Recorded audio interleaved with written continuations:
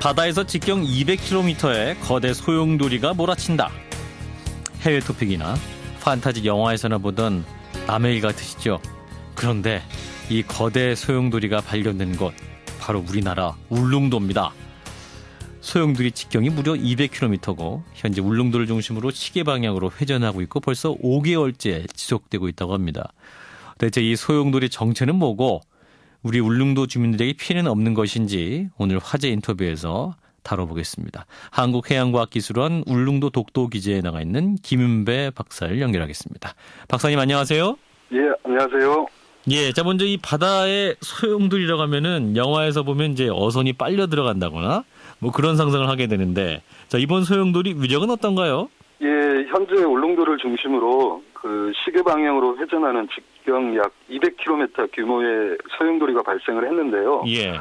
이 소용돌이의 회전 속도는 약 1노트 정도입니다. 쉽게 말해서 우리가 1시간에 1.8km 정도 속도로 즉 보행 속도의 절반 정도라고 생각하시면 될 것 같고요. 예. 어선은 보통 10노트 이상으로 속도로 움직이는데요. 그보다 훨씬 느리기 때문에 말씀하신 것처럼 영화에서 보던 것처럼 빨려 들어가는 그런 상상은 안 하셔도 좋을 것 같습니다. 예, 그러면 우리 어민들에게 큰 피해는 없는 거네요. 저희 기지에서 울릉도에 위치하고 있기 때문에 예. 지난 금요일에도 현장에 나가 조사를 하고 왔습니다. 예. 저희가 그 콤비포트라고 소형 선박을 타고 수심 350m까지 관측 장비를 내렸는데요. 조사하는데 전혀 문제가 없었습니다. 그렇군요. 이제 피해는 없지만 이 소용돌이가 돌아가고 있는 거 눈에 보이는 건가요, 그러면? 그 눈에 실제 좀 보이기는 힘들 것 같고요. 예. 저희가 이제 인공위성 자료라든가 아니면 실제 그 관측 장비를 바다에 내가지고 예. 그 수온을 분포를 보았을 때 확인할 수가 있습니다. 그렇군요. 자, 그럼 이 소용돌이 정체는 뭡니까? 예, 사실 이번에 울릉도 주변에 나타난 소용돌이 현상은 학계 오랫동안 우리가 울릉 난수성 소용돌이라는 이름으로 알려져 왔던 현상입니다. 예. 남쪽에서 올라오는 따뜻한 동안 난류와 북쪽에서 내려오는 찬 냉수가 복잡하게 만나는 해역이어서 바닷물이 마치 뱀처럼 꾸불꾸불하게 움직이고 있는데요. 예. 동시에 그 지구 자전 운동에 따른 회전 효과랄지 그리고 울릉도 주변에 특이한 해저 지형의 영향이 복잡하게 얽히면서 이런 소용돌이가 자주 발생하는 곳입니다. 예. 사실 이번 소용돌이 현상은 멕시코 만류가 흐르는 미국 동부 연안 등 세계 곳곳에서 발생하는 일반적인 현상이기도 하고요. 예. 사실 또 그 동해를 연구하는 연구자들에게는 오랫동안 흥미로운 연구 주제였었습니다. 아, 그렇군요. 그러니까 이제 전 세계 바다에서도 볼 수 있는 현상이고 또 우리 동해 바다에는 예전부터 있어왔던 그런 현상이라는 말씀이네요. 예, 그렇습니다. 예. 그런데 이제 이번 소용돌이가 다른 소용돌이와 다르게 이렇게 주목받는 이유는 뭡니까, 그러면? 보통 소용돌이가 발생하고 나서 그 중심부 위치가 일정한 속도를 가지고 움직이는데요. 이번 소용돌이는 울릉도를 중심에 둔 채 지속되고 있는 부분이 조금은 이채롭습니다. 예. 아마도 남쪽에서 올라오는 동안 난류와 북쪽에서 내려오는 차가운 물이 울릉도 주변에서 세력 균형을 유지하고 있지 않나 그렇게 생각을 하고 있습니다. 예, 그러니까 울릉도를 중심으로 소용돌이가 있다면은 울릉도 중심을 통해서 계속 원을 그리면서 이제 소용돌이가 발생한다 이렇게 이해하면 됩니까? 예, 그렇습니다. 그렇군요. 신기하네요. 인공위성 자료를 분석한 영상을 가지고 있는데요. 예. 울릉도를 중심으로 한 시계 방향으로 회전하는 소용돌이 구조가 잘 나타나 있습니다.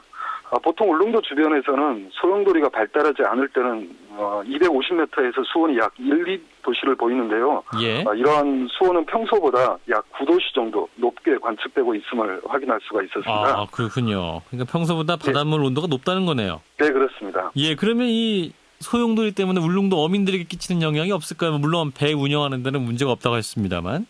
사실 난수성 소용돌이가 발생하면은 수심 20, 30m 경계로 위아래가 사실 다른 반응이 나타납니다. 예.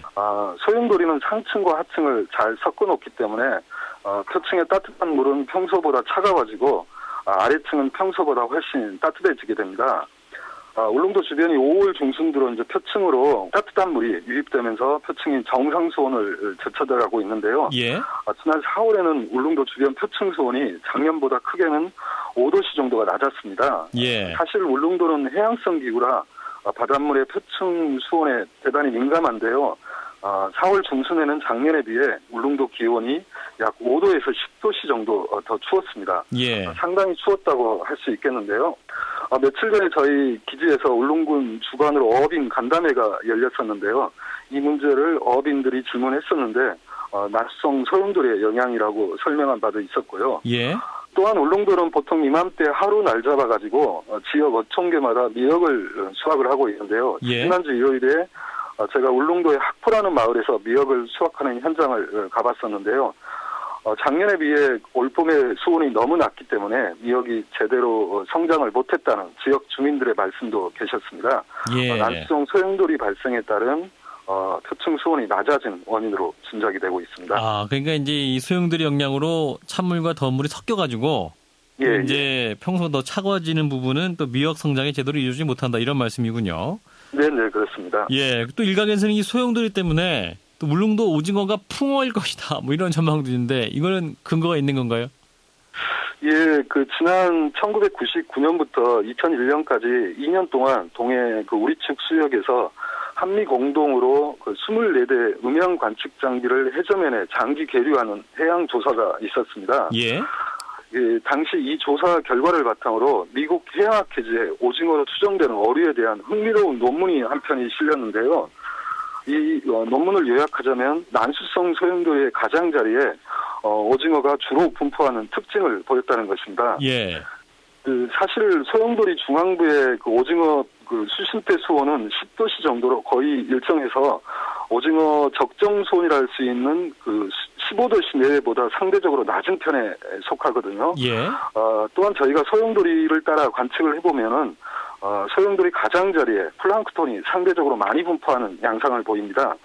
이런 이유 때문에 난수성 소용돌이 가장자리에 오징어가 많이 분포하지 않았을까 그렇게 추정을 하고 있습니다. 예, 과학적으로 이제 어떤 수온을 바탕으로 그렇게 이제 추측을 하고 계시는 것 같은데, 자 그러면 이게 실제로 이러한 기후 변화라든가 이런 현상을 잘 이용해가지고 어떤 우리 어민들이 소득 증대에도 좀 효과를 볼 수 있지 않을까 어떻습니까? 예, 지속되는 이 소용돌이 현상도 동해안의 최대 수산물이랄 수 있는 오징어 산업의 발전과 오징어 자원 관리를 위해 이용하는 지혜를 좀 찾아야 할 때라고 생각이 들고요. 예. 사실 지금 울릉도에서는 중국 어선의 오징어 남획과 불법 조업으로 큰 어려움을 겪고 있습니다. 예. 작년에만 1,900척의 중국 어선이 울릉도 수역을 지나 동해 북한 측 어선에서 이러한 오징어 남획 조업을 하고 있는데요. 예. 앞서 말씀드린 연구 발표 이후 난수성 소용돌이와 오징어 어장과의 후속 연구가 없었는데요.